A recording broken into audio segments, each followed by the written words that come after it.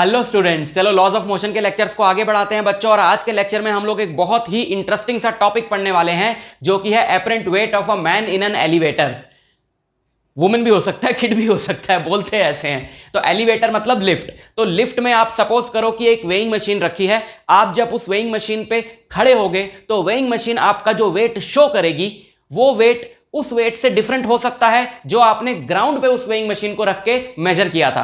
Lift ऊपर accelerate हो रही हो तो अलग वेट शो करेगा, नीचे एक्सेलरेट हो रही हो तो अलग वेट शो करेगा, रेस्ट पे हो तो अलग वेट शो करेगा, कांस्टेंट वेलोसिटी से चल रही हो तो अलग वेट शो करेगा, और लिफ्ट की रोप टूट जाए और वो गिर रही हो तो अलग वेट शो करेगा। फिर वेट देखने का टाइम किसके पास होगा?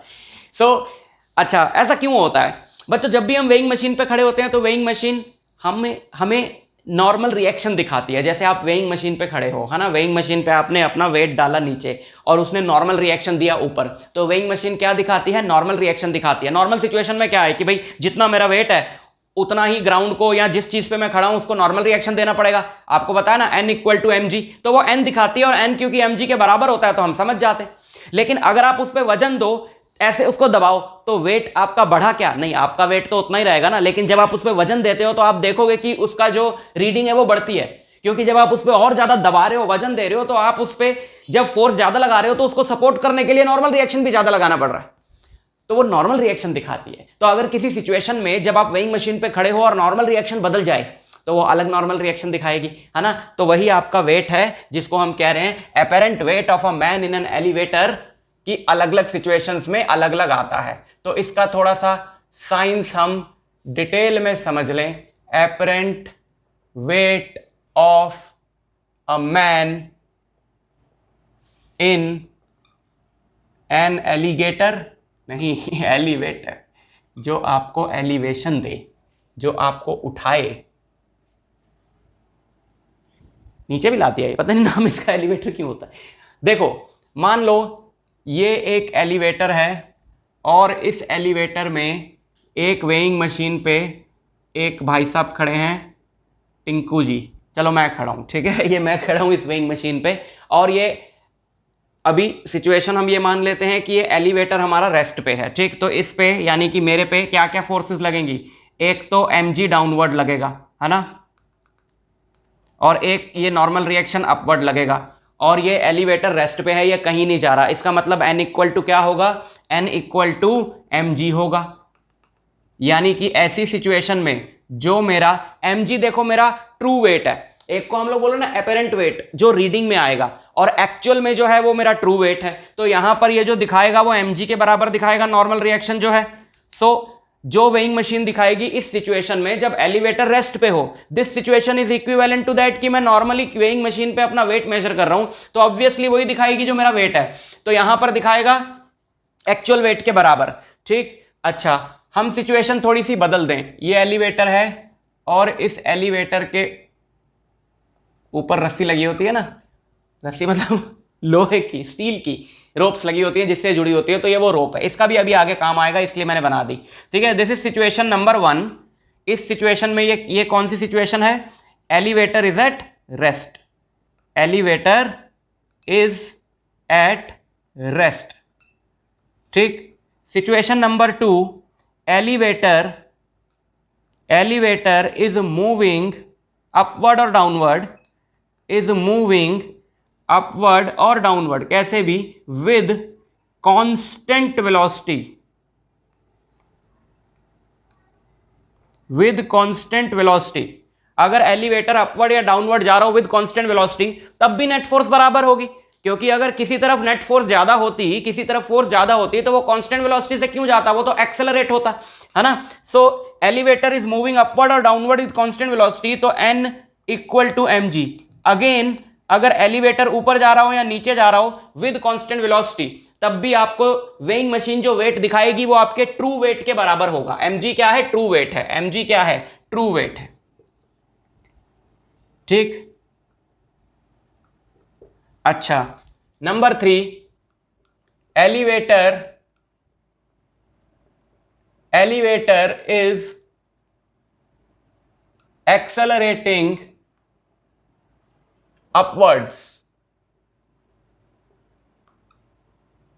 Elevator is accelerating upwards. Elevator क्या हो रहा है, ऊपर की तरफ एक्सेलरेट हो रहा है। मान लो ये ऐसे एक्सेलरेट हो रहा है ऊपर की तरफ with an acceleration A. Elevator ऊपर की तरफ एक्सेलरेट हो रहा है विद एन एक्सेलरेशन ए। अच्छा, अब ये जो वेइंग मशीन में ये बंदा खड़ा है, यानी कि मैं, इस पे क्या क्या फोर्सेस लग रही हैं? mg नीचे की तरफ लग रहा है, नॉर्मल रिएक्शन वेइंग मशीन का ऊपर की तरफ लग रहा है, m को हमने स्मॉल m लिया हो ना तो वही यूज करो। mg नीचे की तरफ लग रहा है, नॉर्मल रिएक्शन ऊपर की तरफ लग रहा है, लेकिन एक्सेलरेशन कहां हो रही है? ऊपर की तरफ। एक्सेलरेशन हो रहा है ऊपर की तरफ, यानी ये वाली फोर्स हुई ज्यादा। अगर ये वाली फोर्स ज्यादा हुई तो नेट क्या आएगा? n minus M G. Second law से जो इक्वेशन बनेगी वो क्या होगी? n minus M G equal to M A. n minus M G equal to M A. तो नॉर्मल रिएक्शन इस बार क्या होगा? नॉर्मल रिएक्शन होगा M G plus M A, है ना? ये क्या है? This normal reaction is something which is shown by machine. जो ये वेइंग मशीन दिखा रही है वो नॉर्मल रिएक्शन है, लेकिन वो कितना ज्यादा दिखाएगी? mg, वो जो मेरा ट्रू वेट है, प्लस ma, मेरा मास इंटू एलिवेटर की एक्सेलरेशन, ये फैक्टर इसमें ऐड हो जाएगा। तो इस केस में एपेरेंट वेट जो होगा that will be more than the true weight. That will be more than the true weight. Apparent weight जो होगा वो ट्रू वेट से ज्यादा दिखाएगी जब एलिवेटर ऊपर जा रहा हो। ठीक है। एक और चीज मैं आपको इससे जुड़ी हुई बताता हूं, बड़ी इंपॉर्टेंट। एलिवेटर का अगर मैं बनाऊं, पूरे एलिवेटर का फ्री बॉडी डायग्राम बनाऊं अगर मैं, तो एलिवेटर पे क्या क्या फोर्सेस है जरा ध्यान से देखना। एलिवेटर और इसके अंदर जितनी भी चीजें हैं, वेइंग मशीन, मैन, अंदर जो डेकोरेशन हो रखी है, वो पंखा, सब कुछ मिला के मास हम ले लेते हैं कैपिटल एम। तो पूरे एलिवेटर पे नीचे की तरफ फोर्स लग रही है mg, और ऊपर की तरफ क्या लग रहा है? इस वाली रोप में टेंशन। अब जब ये ऊपर की तरफ एक्सेलरेट हो रही है, इन दोनों ही केसेस में जब एलिवेटर या तो रेस्ट पे है या कांस्टेंट वेलोसिटी से मूव कर रहा है तो T इक्वल टू mg होगा। But in this particular situation T क्या होगा? अब T minus M G equal to M A, तो मैं सीधा लिख दूं T equal to M G plus M A, यानी कि इसकी जो रोप है उसमें टेंशन बढ़ जाएगी। और ये तो डेंजरस सिचुएशन है, क्योंकि अगर टेंशन बढ़ जाएगी, खिंचाव ज्यादा पैदा होगा तो रोप टूट सकती है। यानी कि जब एलिवेटर ऊपर जा रहा हो तो उसकी रोप में टेंशन बढ़ जाती है। इसीलिए तो उस पर लिमिट लिखी होती है कि भाई इतने ही बंदे घुस सकते हैं उसमें, है ना? क्योंकि जब वो ऊपर की तरफ एक्सेलरेट होगा तो टेंशन बढ़ जाती है। किसी भी केस में ये ट्रू है। जैसे आप एक्सपेरिमेंट करके देखो, जैसे मान लो कोई पॉलिथीन बैग पड़ा है जिसमें बहुत सारा सामान है, तो अगर आप उसको ऐसे हैंडल से एकदम उठाओगे पकड़ के, एकदम झटके से, तो आपने क्या किया? एक्सेलरेट किया उसको, तो टेंशन इतनी ज्यादा बढ़ जाएगी पॉलिथीन के जो हैंडल्स हैं उसमें कि वो टूट जाता है। लेकिन अगर आप उसको धीरे धीरे उठाओगे तो आप उसको उठा लेते हो। क्यों? जब आप उसको धीरे धीरे उठाओगे तो या तो आप उसको कांस्टेंट वेलोसिटी से ला रहे हो या एक्सेलरेशन बहुत कम रख रहे हो, तो टेंशन आप उतनी बढ़ने नहीं देते कि वो टूट जाए। आपने देखा होगा हाई राइज बिल्डिंग में जब कंस्ट्रक्शन वगैरह चलती है तो बड़े बड़े जो ब्लॉक्स हैं सीमेंट के या ग्लास के, जब उन्हें क्रेन ऊपर लेके जाती है तो बहुत धीरे धीरे लेके जाती है। अगर एकदम से लेके जाएगी तो क्रेन की रोप टूटने का खतरा रहता है। धीरे धीरे इसलिए लेके जाती है क्योंकि एक्सेलरेशन कम रखते हैं ताकि टेंशन कम रहे और रोप टूटे ना। तो ये यहां पर भी हो रहा है। Number 4, elevator is accelerating downwards. Elevator नीचे की तरफ एक्सेलरेट हो रहा है, तो ये mg नीचे बंदे का बनाते हैं अभी डायग्राम, नॉर्मल रिएक्शन ऊपर और एक्सेलरेशन नीचे। तो इक्वेशन क्या बनेगी? mg minus normal reaction equal to ma, है ना? तो n क्या होगा? n होगा mg माइनस ma। n क्या होगा? n होगा mg माइनस ma। इस बार आप देख रहे हो कि mg में ma ऐड नहीं हुआ, सब्ट्रैक्ट हुआ है।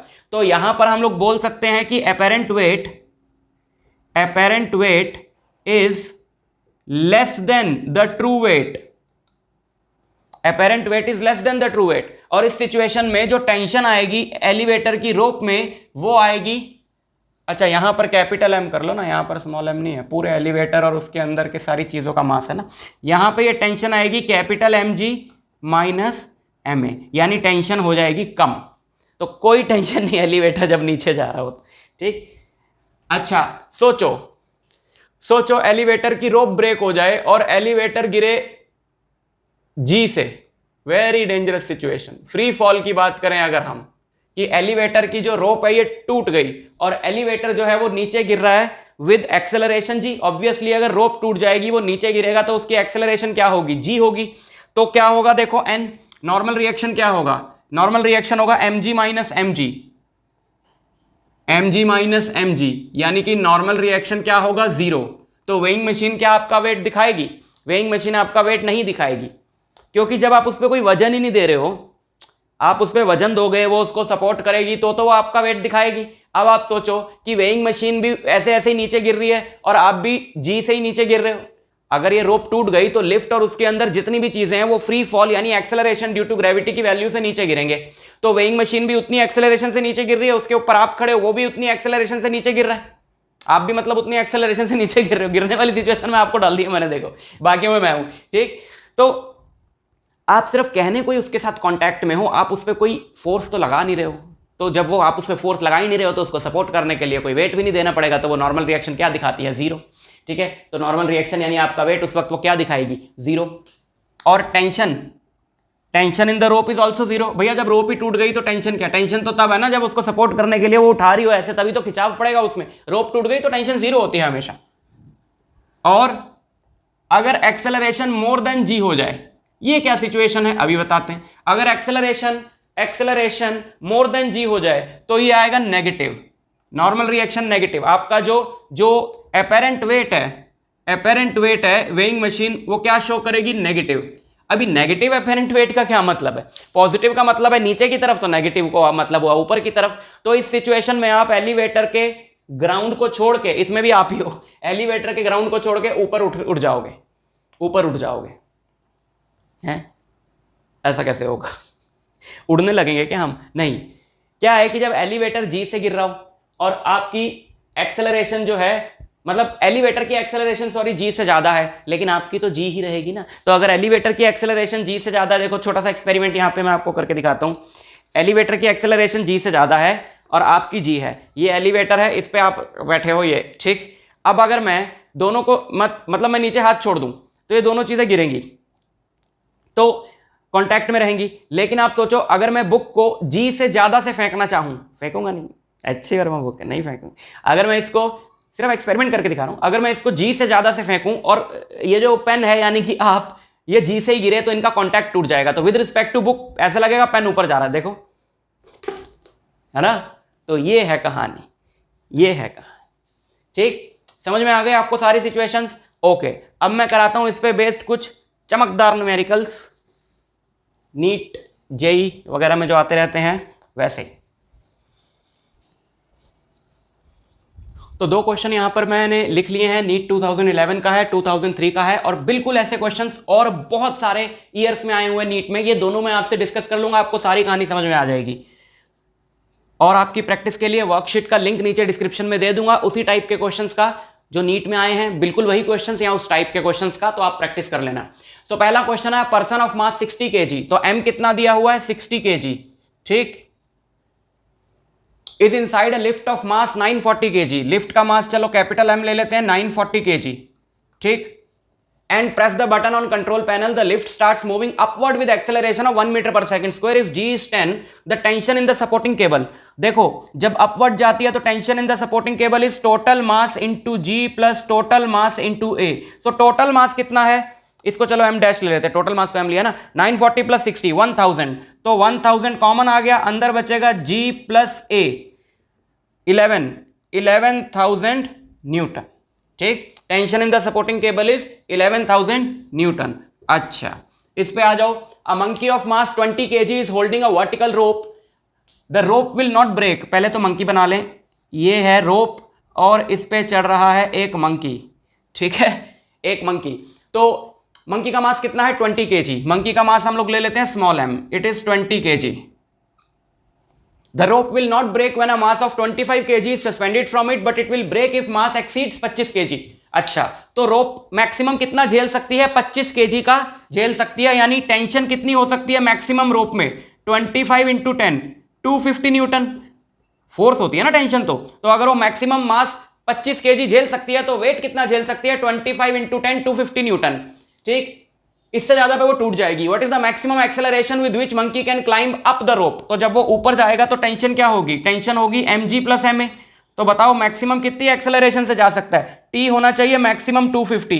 मास of the monkey m common आ गया, 10 प्लस a, ये इससे कटा 12.5, so 12.5 equal to 10 plus a which gives 12.5 minus 10, a is 2.5 metre per second square which is option D.